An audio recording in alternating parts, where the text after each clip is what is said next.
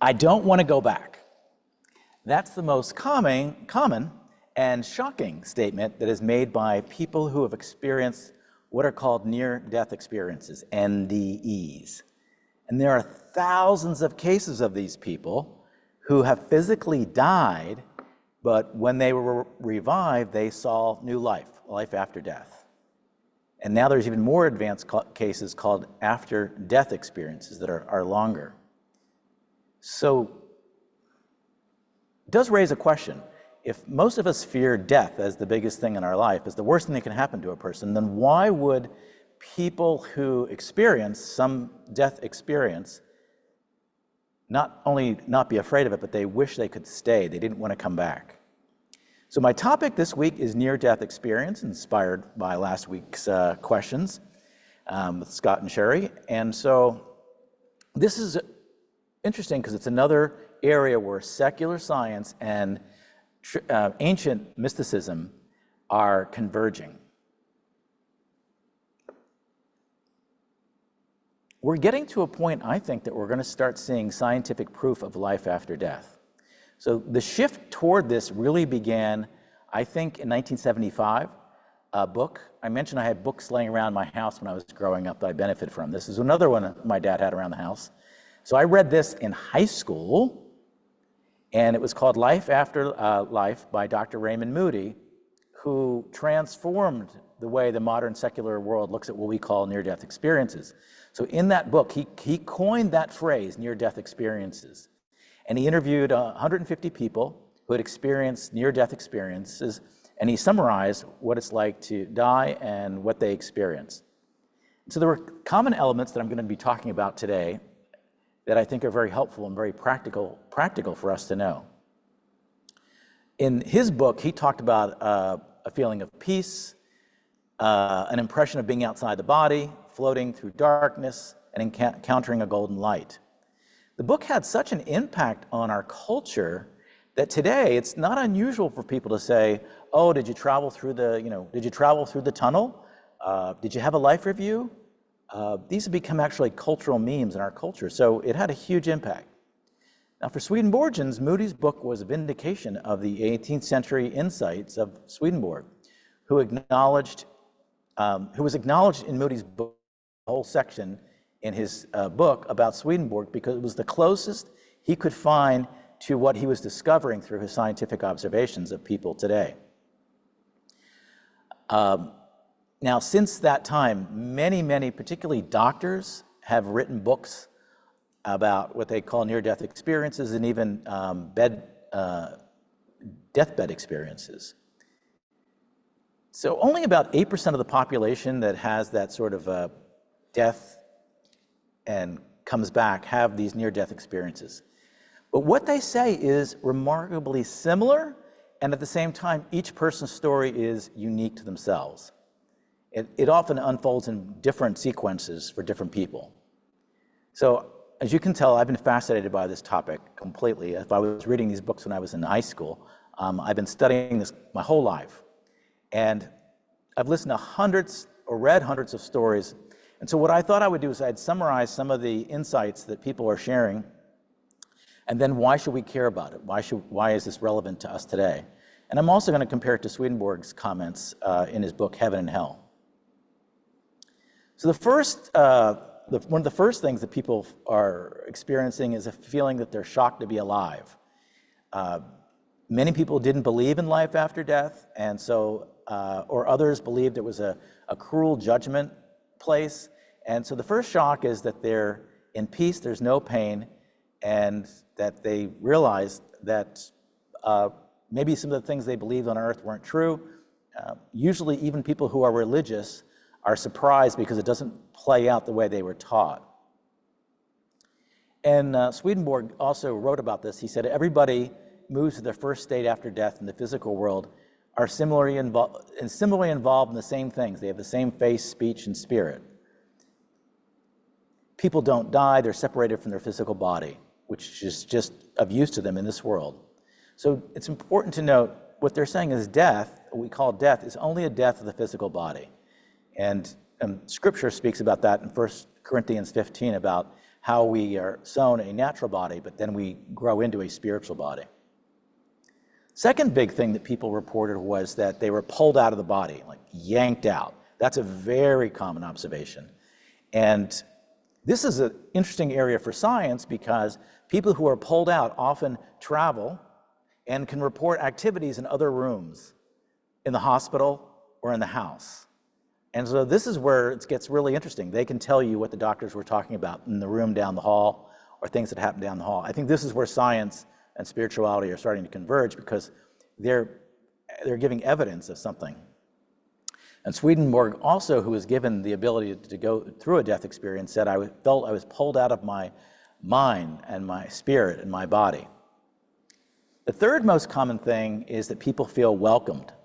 Usually there's family members, spirit guides, but it's a very positive experience. People of different faiths see different symbols.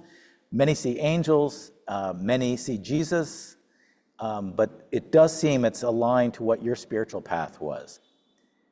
And Swedenborg wrote in Heaven and Hell that when we leave this world, we're recognized by friends whom we had known in the world. The fourth thing that I find that is very common in all these near-death experiences are that people communicate directly in this next world. And there's no speaking, but it's telepathy. Jesus wrote that these spirits converse with each other by universal language. So very, very common among almost every near-death experience I've ever read. They also describe a fifth element is more intense perceptions. The grass is greener, light and colors they have never seen on this sphere. And Swedenborg also reported that the faculties of spirits are in a more perfect state, and so are their sensations and perceptions. The sixth most common element to these near-death experiences are what's called a life review. Most NDEs report going through some life review that's educational but not shameful. There's no ability to lie or conceal who you really are. And Swedenborg also wrote about that. He talked about the interior memory, and that he said that all that has been spoken and done in your life is made manifest to you by angels, and it's as clear as day. Nothing is concealed. And then the seventh most common element is a tunnel or bright light. And people say after being pulled out of their bodies, they usually travel through a tunnel, seeing a bright light at the end of the tunnel. It doesn't blind them, but it's brighter than anything they've seen on earth. And Swedenborg describes the, quote, light of the Lord, which permeates the next world. Its ineffable brightness is seen by those who transition to the next world. Eighth common element in a near-death experience is that most people who experience near-death experiences speak of how wonderful and positive it is, and they feel they're just very happy and that they want to stay in this sphere. But this is really what's interesting for a lot of people, who, particularly religious people. They discover that it's not what you say you believed, it's how you lived. And in that life review, many of the examples that come up are the smallest acts of kindness that we're not transactional. You might not even remember. So it's much more available. Heaven is this experience is much more available to all people. Atheists who have had these experiences and have, lovely and positive lives often become believers after the experience. Some NDE people do experience hellish visions, and they describe it as a free will choice that you could go and be, not a punishment. So in Swedenborg, he describes this next life as a place where it's deeds, not creeds, that are important. People of many cultures and religions make up all the societies of heaven, and all faiths are welcomed. But what we love most on this sphere is what we will love into eternity. So be careful what you love. Ninth, most all the stories say, I felt like I was coming home. I finally felt like I was home. One person said, I feel like I went to school, not to court. It was educational, but I was coming home. And then Swedenborg also described that every angel who's raised into heaven becomes an angel and is taken to a community of his or her desire. And the 10th most common one is no judgment, only love. Most near-death experiences describe being aware of their faults in a review, but feeling only love, no shame. And as I said, few describe what is described a hellish experience. And Swedenborg also said there's a period of self-discovery where the masks that we wear on earth are dissolved and our true person is revealed. So those are the top 10, if I would boil the top 10 near-death experiences that I've noticed, there are hundreds of more, and each individual is going to have their own story. So one question that I thought about, what is very common in near-death experiences that Swedenborg does not write about? What doesn't he talk about that everybody else does? And the most common experience that I could find is that a lot of people who have near-death experiences say that they chose this life and that they, almost a reincarnation, that they picked this life, they picked this family, they picked the struggles, that this is a school and you get to pick where you go. Swedenborg doesn't say that. He says we have one life. So that's I would say, the most different between Swedenborg and a lot of these stories. And what's the strangest thing that is commonly reported? The strangest thing that I think are that people who have had near-death experiences speak about aliens and galaxies that they from vast other universes, and that there are many, many galaxies. It's a very common near-death. Swedenborg also said that he saw people from different planets. So that would probably be the most strange for us to hear. So what's clear is that NDAs align with what Swedenborg was saying, and now science is giving us a new lens to understand this. Is there a universal message to these near-death experiences? If I would sum it up from everything that I've read, it's that love, love, love. God is love. The universe is love. And our decisions to love on this sphere is the most important decision we can make. The small acts we do without any chance of getting something in return is praise. Okay, this is all very interesting, near-death experiences, but does it have any connection or relation to us in our daily life? Or is it just something we could impress people with at the bar next time? I don't think they're going to want to talk about this at the bar, but, well, it does have some practical things. I know we're a practical group. One, I think these experiences really stress the importance of your life purpose. And I think that is important for all of us to think about what is our purpose, what's our purpose now? Our purpose can keep evolving, but are we being of greatest use? And it's also a reminder that not to fall to the illusion that this world teaches us of money, power, and status. These are illusions. These stories share with us that the path to heaven is not hard, but it does require that we do engage in love.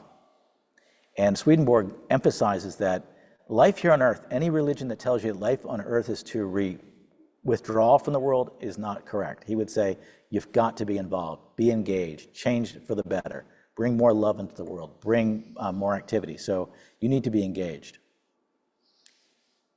The second benefit and practical benefit, I think, is it does give peace.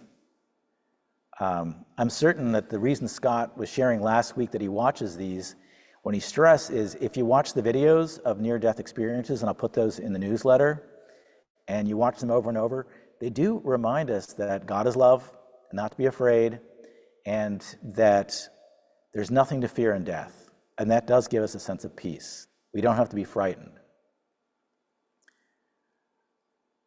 I'm reminded of this as a pastor because obviously I've had many opportunities to be with people, and it's a real honor to be with people at their death and transition. And I can tell you, Swedenborg's insights and the insights of these people sharing these stories have made me a better pastor, I'm absolutely sure. One example that always sticks in my mind, is the story of the death of a friend of mine from AIDS named Eduardo Paez Carrillo, who was taught from his Catholic faith that because he was gay and he had AIDS, he was going to burn in hell. And so that young man clung to the bed weeks after they said he would be dead. And he just literally clinging to the sheets of the bed, if you can imagine. And the doctors couldn't explain how he was still alive. When I talked to him, he said, well, I am clinging to this because when I die, I'll be thrown into a vat of hot oil and poked and tormented by demons for the rest of eternity. So this horror that I'm in right now is better than passing into that life. And I had a chance to share with him this vision of what happens when you die. And we prayed the Lord's Prayer. I spoke to his father, who also had those same viewpoints, who was visiting. And it led to his transition, a peaceful transition to the next world for him. And I'll never forget that. So these teachings from the church that you're going to go to hell, you're going to go to hell, you're going to go to hell, they have very, very dangerous implications for a lot of people that I've met. A lot of people have great fear of death because of fear of being in eternal fire. The third thing that is practical in this is it does cause us to really reflect on our lives. What do we love? I mean, really, what do we love? Not what we say. Not what we say, not what we think about, not what we intellectualize. What do we really love? And I think that opportunity to reflect on what we really love is an important lesson for us now, and something we should think about on a regular basis. We need to find ways to increase our compassion for others and decrease our judgments, recognizing that everybody's struggling through this life. And finally, I think another fourth benefit is it helps me with belief. All of us have times in our lives where we question everything. And there's times when we all say, is there really a God? Is there really spirit? Maybe this life just is it. Is this some illusion we've talked ourselves into? Maybe we only live in our memories. Well, these near-death experiences, I find, are helpful reminders that the spiritual life in that world is very real. It's corroborated by many, many people. And that can help us in times of disbelief. So understanding near-death experiences help us to align our lives now. It reduces fear, and each of you will find a time where all of us here, shocker, will transition out of this world. We'll all die. But many of you will have opportunities to counsel people who are facing it. And sharing this vision, I can tell you, can be very helpful. Just sharing, even just giving them this sermon. So near-death experiences and understanding do reduce fear, they do increase peace, and they can help people and help us as we make our transition from this world to the next. Amen.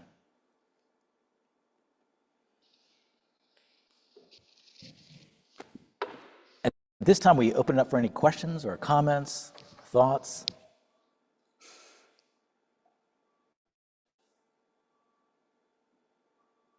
Chris, you're on mute.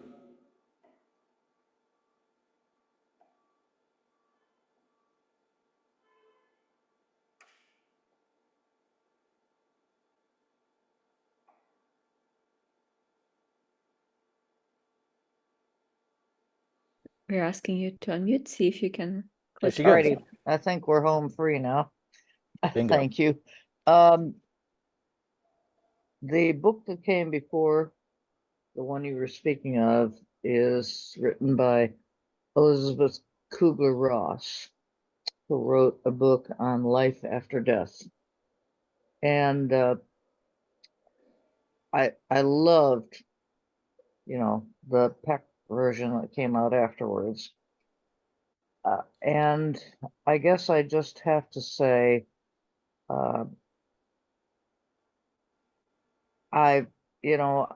we had a minister in out in California, and he really got very involved, and the church got very involved with a near-death experience group, and he wrote some really good stuff about it. So in the long run, I just wanted to thank you for this today. My extremely close friend from the time we were 16, and her dad was my minister. That was Reverend Tafel when he came to Detroit. His daughter Sharon died last night. And, we've been, I don't know, like friends for 60 years. And I'm so grateful for this church for teaching us that this is a transition. It is not something permanent or awful. So thank you. Thank you, Chris. I'm sorry for your loss. I do. I don't think I've met her, but we were Facebook friends. So thank you for the update on Sharon. And I think your sharing, Chris, does show the very practical effects of this. That Yep. difficult times. We're all gonna. It's important to say there's no getting around grief. Grief is actually a very good thing that we need to go through. There's no getting around grief, but it does bring a sense of peace in the grief of the loss. So thank you for Chris, and sorry for your loss.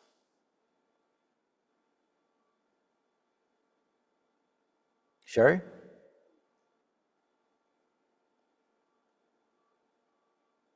Well, thanks for preaching on this, Rich, and it's very appropriate because this is Scott's favorite topic, and it's his birthday today, which he would be sad. I told everybody. Wow.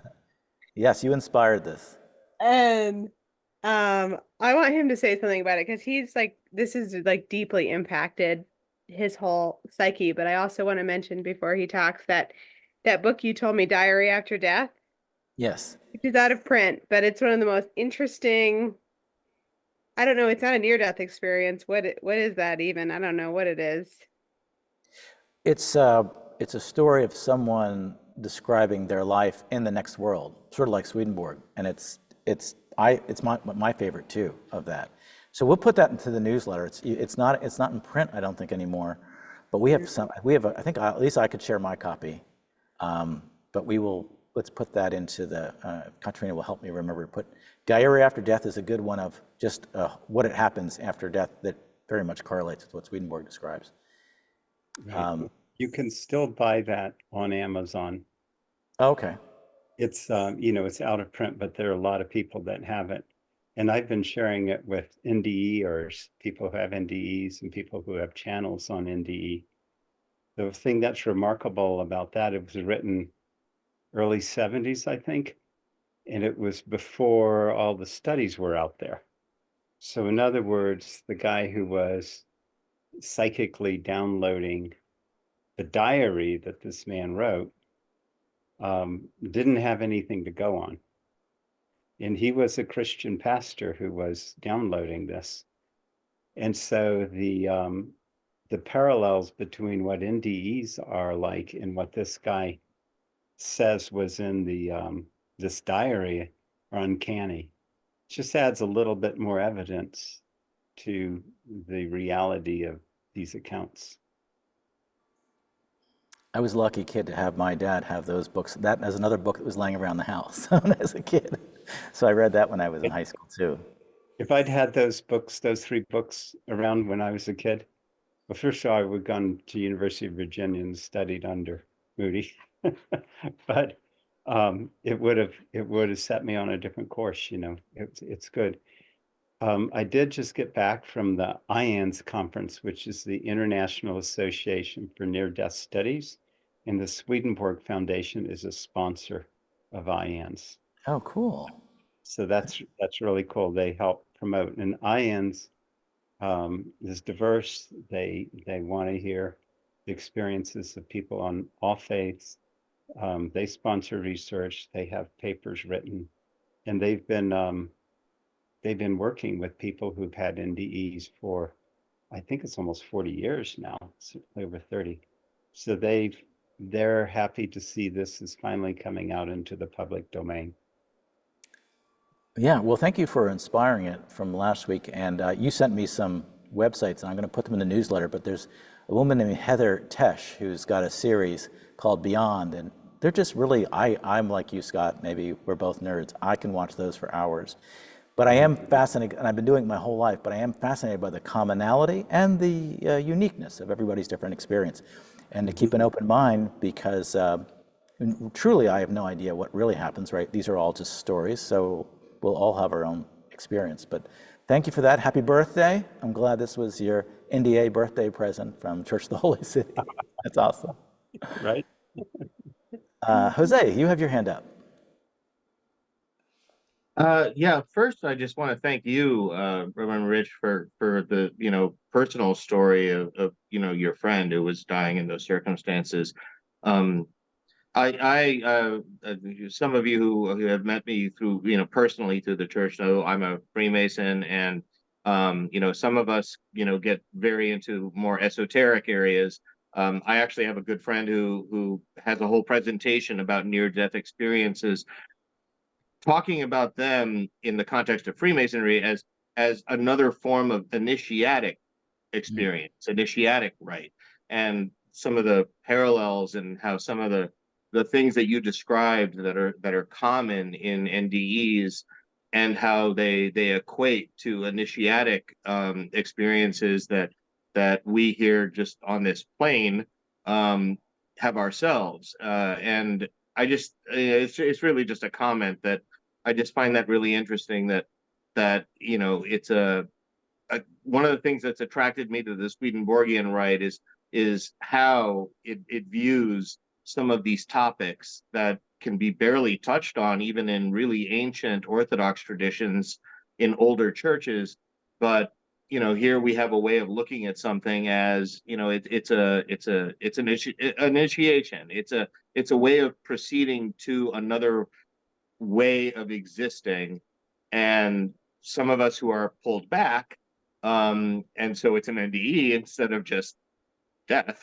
We nevertheless get glimpses of something that's a more hopeful future. I love that. I love that whole idea that it's initiation into another realm. It is like being born into a new sphere, and so it's got the scary factor if we don't get to see the other side until we get there completely. I've always had dreams of people who died, and I'm probably a little bit more tied into it, so it's always been more real to me. It really has helped my faith a lot, and I'm very aware of synchronicity and so forth. So, and I think it's. I just can't tell you. Thank you for sharing, commenting about Eduardo. I cannot tell you the number of people. Just recently, Helen, who was our church president, and Sydney, who was a church member. I can't tell you how it helped not just them, but family members who have. I'm still surprised how many people are expecting God on a throne to condemn people to hell after death, or that they'll sit in the ground for eternity until they're called up out of the grave at a later judgment. So anyway, thank you for that, Jose. I'm really glad you're part of this community. Dory. Good to see you again. Back with my mother before the last day or so before she died, and she was in and out of consciousness. And at one point she said, "No, Victor, no, not now." And Victor was one of her 5 older brothers. Wow. So the idea of someone coming to get her has always resonated with that.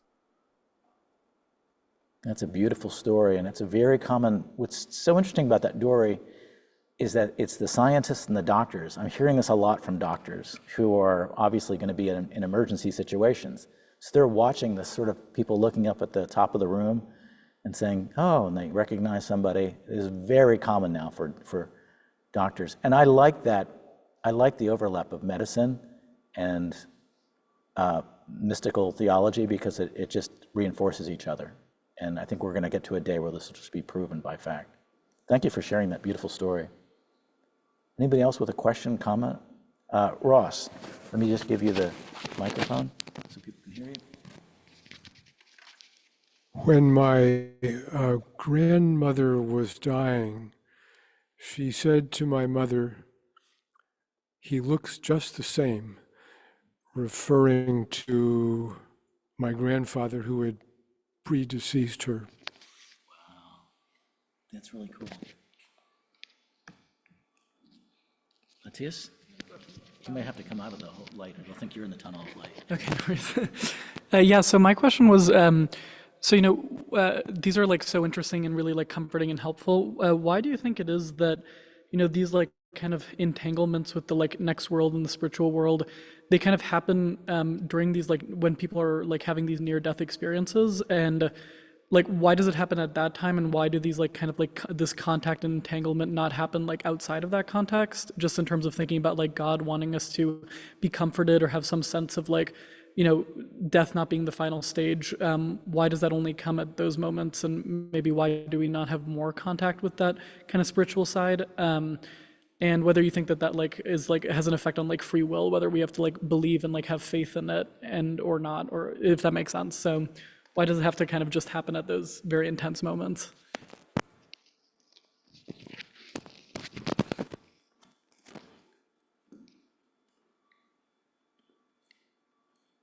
It's a good question. Well, then I would say like, I don't know what I'm talking about, right? But I'm just guessing. I think that's a natural period, right? That you're actually transitioning. So that would be a most dramatic. I do think we're permitted to experience. I said I have dreams with people who have died. Bob Spohr, who was a member of the church for a while, he just passed a couple weeks ago. I saw him in a dream the week after his death. That's typical for me. I think it's different. Some people just don't. Some people do. If everything was proven to us, then we would have no free will, right? There's nothing to believe. I've often thought that I had a weak belief system because I have so many revelations. So I don't have I can't, it's so real to me. But I think we can get those and develop those. Mediums, there are people who can speak to the dead, and that might be a good sermon topic. Maybe I'll do a sermon on mediums, because there was a division. Swedenborg said, be very careful talking to the other world. When you think you're talking to the other world, sometimes you're actually talking to a dark spirit that's impersonating. So really discouraged it.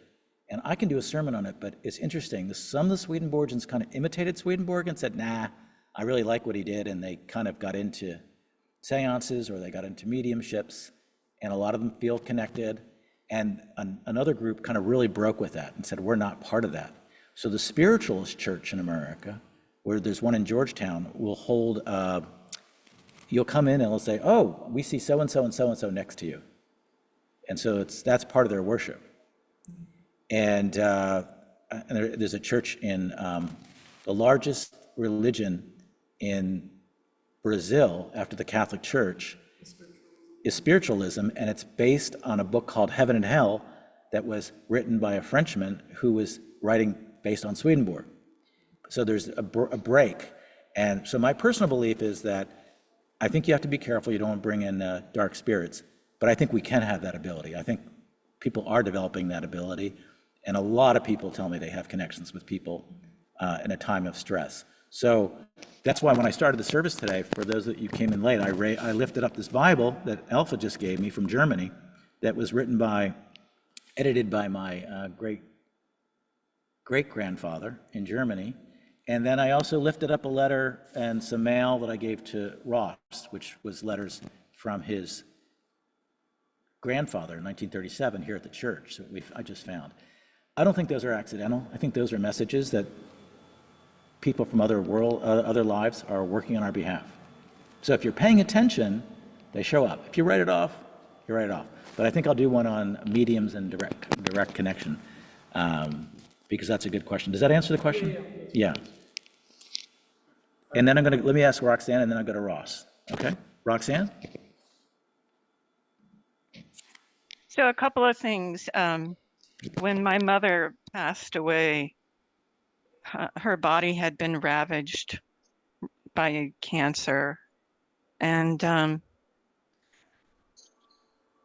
the night of the wake, she came back to my nephew, who was just a kid at the time. Who was probably around 7 or 8. And before she died, when she got her diagnosis, she told me something very personal that was just between the two of us. And when she came back to my nephew, who was a kid, I think he was even younger than that, she told him the same thing. It was almost like a confirmation that I would know that she came back. But the interesting thing was that my nephew said that when she returned, her body, she was beautiful. And she was, well, not his language, but she was restored to like physical perfection. And interestingly enough, my mom used to have lots of dogs, and she bred Shetland sheepdogs. And she came back with all her dogs that had passed away. So she showed up in a state of physical perfection with a herd of Shetland sheepdogs that came back to my nephew. But I would also like to share that this is not just limited to humans, because when I lost my dog, I was so grief stricken. I went to hospice because this is when I lived in Arizona, because they had a pet loss grief program. And I was so grief stricken that they referred me to an animal communicator. And I don't want to take up too much time, but if anybody is interested, I can tell you all about my experiences with the afterlife and animals. Wow, that sounds like an interesting sermon or a message. And it's one of the most common questions I do get is about pets. So that I think that's interesting. And also in these near-death experiences, and in Swedenborg's writing, people do appear at a different age when you see them, usually a younger age where they're healthy and look great. So that's beautiful in that sharing. Ross, did you have a question? Two quick things. I once sold tickets at the Exeter Street Theater in Boston, which was originally a spiritualist church. And since you had mentioned Robbie, I just got an email from his mom who said it's been a really hard day, but during the period of prayer organized for today, Robbie got up and walked over and gave me a long hug. Wow, that's incredible. Do not underestimate the power that we have in prayer for bringing in angels. That's beautiful. Let's keep praying for Robbie and let's have more hugs with Mom. Thanks for sharing that.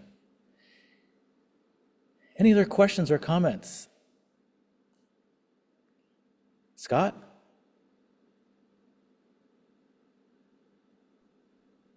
Back on the question about, there were sort of two questions about why do they only happen when you're dying? I think they don't. You know, there are people who have meditation, who through meditation can do that. But you were saying something about the blessed part. And so a few years ago, I had a heart attack. I thought, you know, they're going to do surgery, so I knew to be unconscious. And I thought, oh my goodness, maybe I'll have an NDE. And that's what Sheri was thinking, you know. And It wasn't like a minor heart attack. It was like a 10% chance of survival yeah, heart attack. it was where you might be reasonable to assume that. And so, of course, the moment I woke up, as soon as I regained kind of my consciousness, I began to rack my brains going, did I have an NDE? And I couldn't remember anything, but a voice popped out and it said, blessed is he who does not see, but believes, who believes and does not see. And so I thought, really? Well, I think I was pretty blessed if I saw him, but I think is something to what you were saying about faith, you know, because we're always looking for the certain answer, right? And so this stuff moves us along, but it does seem like just that simple faith and doing things out of love, because a lot of people, when they have an NDE, they will be given their life purpose, and when they go back, it's taken from them. Because if you know what it is and what you had to do, and then you can't go through it with the perfect free will anymore. So I think they tie together. Well said. I think that's really well said. I think that's exactly right. Free will emerges as a very, very important thing in these NDEs. And Sure it's I would say it's the core of Swedenborgianism theology is free will. It's a very powerful concept. Mm-hmm. Any final questions, comments, concerns? Malcolm? The quote from Pope Francis I found interesting, and I guess the question is, has he come to that very Swedenborgian truth independently, or has he been influenced by a reading of Swedenborg? Well, I will bet he didn't read Swedenborg. Maybe he's a scholar, but I think the truths that are coming into the world are percolating. And one of the things that Swedenborg predicted, and didn't start at church, by the way, was that these ideas would eventually come into all of Christianity and all of religion. Christianity would fall apart, but then it would come to the realization. And I find this Pope to be whatever you could have, you agree or disagree, I find him to be a miracle. That I never thought I'd see a Pope like this in my lifetime based on who was electing who. And he's saying a lot of things that are shaking things up, and it's a really beautiful sign. And I'm sure that's, and the Catholic Church, and if we had our Catholic scholars in the call, they'd know. But in Vatican II, they did make a statement about all faith paths leading to God. So it's not the first time that's been on the books, but it's a dramatic change from people fearing that if you're on the wrong path, you go to hell. I've had a number of people rush in to the sanctuary to ask me to do a quick communion, because they can get their check the box that week, so that they don't go to hell. Roxanne, we have a very short question. You have to be very short, very brief. Or Oh, comment. I just wanted to comment that I think the Roman Catholic Church is a bit more progressive than they realize. I mean, they do, they're very much into the idea that there could be aliens out there, and they do cosmic or celestial studies. So a lot of stuff going on with the Roman Catholic Church, and we pretty much only hear about, the unfortunate negative stuff. Such a good point. Chris, you have one final quick, short comment? Yes, very, very fast.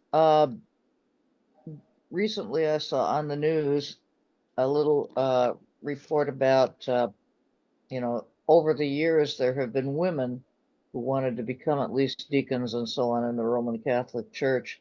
But there is a huge movement over the past few years about women becoming priests.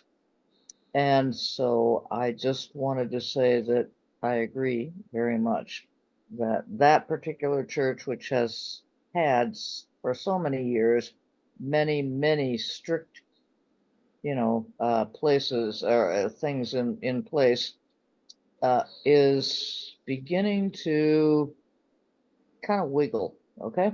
So I just, there's a very large movement about women being ordained, Well, on that note, we'll not acknowledge, just as deacons, but as Yeah. priests. there's a lot of wiggling going on in the world, and that's good. That's God's working through us and through the world. And so that's the good news. We see a lot of bad news, but there's a lot of, we can be part of that. As Chris would say, let's all be part of the wiggle.